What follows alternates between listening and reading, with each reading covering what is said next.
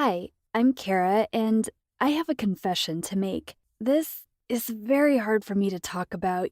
You see, I did a terrible thing, something that almost cost the life of the person I care about the most. My 5-year-old sister disappeared because of me. I beg you not to judge me before you listen to the whole story, though, because it's really not that simple. Let me explain things from the start. My little sister Lana is the only person I have in this world. You might wonder why.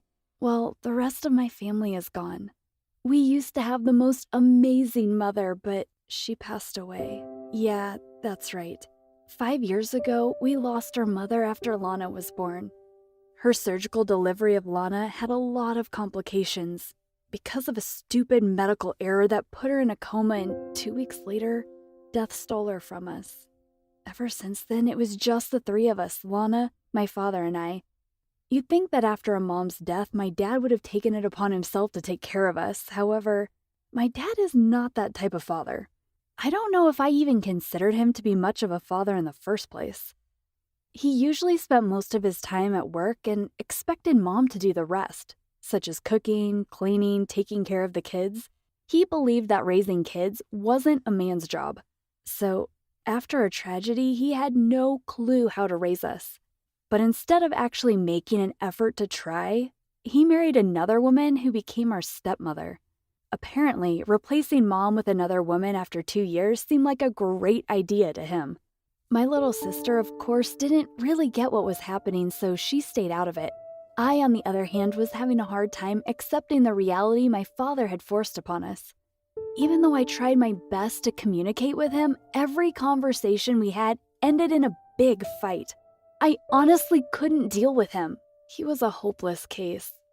As for the woman he brought into our home, she was even worse than him. The woman was pure evil, just like the typical stepmom in the stories we grew up listening to. She acted like the nicest person in front of our dad. And when he was gone, she was a completely different person. She screamed at us, called us names, told us how worthless we were, and the list went on. I never took anything she said seriously because her opinion never mattered to me. However, I got really aggressive when she went for my little sister. My little sister was so innocent and gentle. She reminded me of my mother a lot. She had a pure heart, and every mean word affected her. Seeing her cry was the thing that hurt me the most in the world. That is why I defended my sister and tried my best to keep our stepmom away from her. But when I couldn't prevent it, I was there to make her feel better. What seemed to cheer her up the most were the stories I told her about her mother. Lana was always curious to know what mom was like. I tried my best to describe her, and I showed her old pictures and videos of our mother. She looked just like Lana. With time, these stories became Lana's favorite topic to talk about. It reminded her that no matter what happened, mom was watching over us.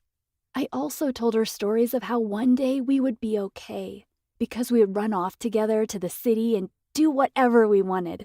I promised her that we'd run off to Disneyland together, and her big eyes sparkled like diamonds. I showed her Disneyland pictures and videos, and I asked her to close her eyes and imagine us there. Little things like these were the only tool I had to cheer up my sister. Seeing her fall asleep with a smile on her face meant the world to me.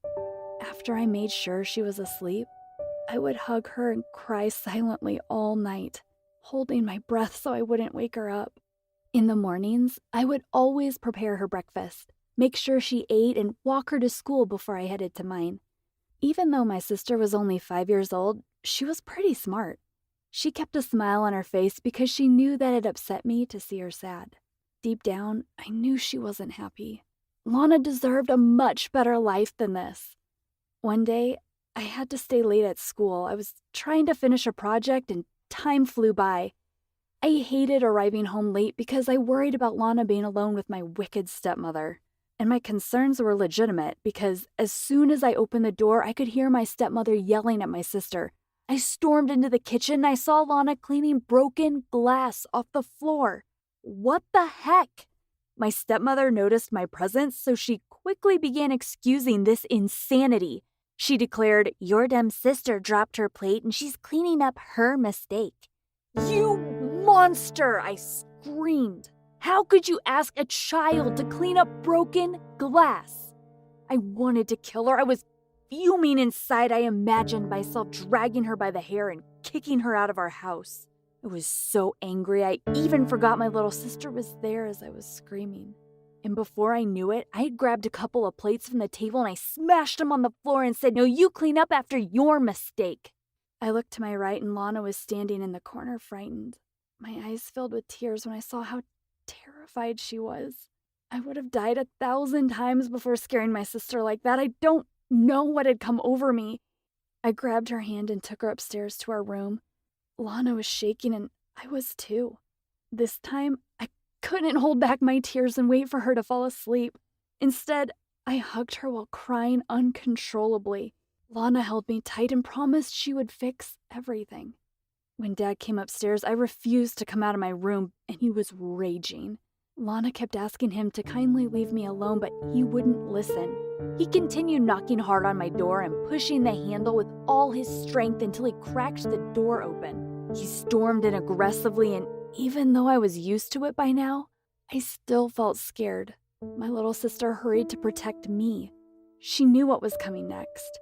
She cried, "Daddy, no, please," but he ignored her shouts and he went ahead and slapped me really hard. 1, 2, 3 times. My face turned red and swollen, and I tried to hold back my tears. He demanded that I apologize to my stepmother. I yelled, "No way! I would never apologize!" I could take the beating as long as I didn't have to apologize to that evil snake. I closed my eyes, expecting another hit, but it never came. When I opened them, Lana was clutching onto his arm with all her strength and crying, "Please, Daddy." He eventually decided to stop and he left the room. I crawled into my bed sobbing. Lana lay beside me. She looked at me with her big eyes, clueless about how to calm me down. But when I relaxed a bit, Lana began telling me tales of how we would run away someday to Disneyland, followed with stories about our mother and the way she watches over us. She was trying to take care of me the way I took care of her. I smiled and held her, and we fell asleep. I woke up the next day feeling sore. I turned over to see Lana, but she wasn't sleeping next to me. I went out of the room to check up on her, but she was nowhere to be found. I started panicking. Where could she be? I stormed into the room I hated the most, and I asked my dad and stepmother where Lana was. They were half asleep and seemed like they couldn't care less, so I kept yelling until I caught their attention. Soon enough, they started looking for her, but to no avail. My dad called the police and reported her missing. Shortly after, the police came to our house. When they questioned us, I couldn't tell them we lived in an abusive house because I didn't want my sister and me to be sent into the broken system of foster care. However, I needed them to find her, so I informed them that I thought my sister might have tried to run off to Disneyland because we had planned it in our imaginations. The police search took place shortly after. I felt so guilty. My sister had gone missing because I had glorified the idea of running away. So she must have thought it was a better alternative to staying in our abusive home. My attempts of trying to protect her ended up hurting her. I rushed out of the house to look for her. After hours of searching, I felt like I was about to collapse. When I found myself 5 minutes away from the graveyard my mom is buried in, I went there because all I needed at that moment was to talk to my mom. I sat next to her grave. I was sobbing. I told my mom that Lana was missing and I needed her help even though I knew she couldn't really help. I mean, my mom was dead. Right at that moment, I felt like I'd lost all hope, but suddenly, out of the corner of my eye, I saw a little girl sitting next to a grave, not that far from where I was sitting. I looked closer. Hang on, was that Lana? I got up and started running towards her. Oh my, yes, it was Lana. She ran toward me, and before I knew it, she was in my arms. It's impossible to put into words how I felt at that moment. "What are you doing here, silly?" I asked her. She then pointed at a grave that seemed to have a similar name to Mom's and said, "I'm visiting Mommy." I smiled. I totally forgot my sister was still learning how to read. "This is not Mom's grave," I told her. I took her hand and showed her where our mom was. Lana let go of my hand and sat beside the grave as she started talking to my mother. The sight was just heartbreaking, and her words broke my heart even more. She began saying that she came all the way from home to ask Mom to watch over me. Better this time because I've been hurting. I guess that my little sister truly believed that our mom could protect us, and maybe she was right. In a way, I felt like Mom helped me find Lana after she went missing. After all, we reunited at the place where she rests, and this made me realize we'll always be safe and happy together. How would you describe your relationship with your sister? Tell us more in the comment section below and post your thoughts about this story. Don't forget to like the video and subscribe to our channel.